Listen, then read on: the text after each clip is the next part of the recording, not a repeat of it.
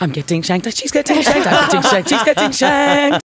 You have, in all honesty, stepped out of the prisoner shadow, and you guys have carved your own niche with Wentworth now. They were so generous. They blessed us. They blessed our show, the original cast, because they came and watched the first episode of season 1 with us, and they stood up and they gave us a standing ovation, and ostensibly passed the baton on to us, and prisoner fans they've really embraced the show. I was over in the UK about a year and a half ago doing a meet and greet with the UK fans, and they love it.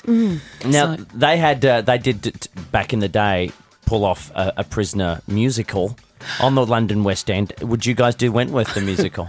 I'm getting shanked. She's getting shanked. I'm getting shanked. She's getting shanked. Shank. I'm hearing yes. I'm hearing yes. I don't know about that, Rove.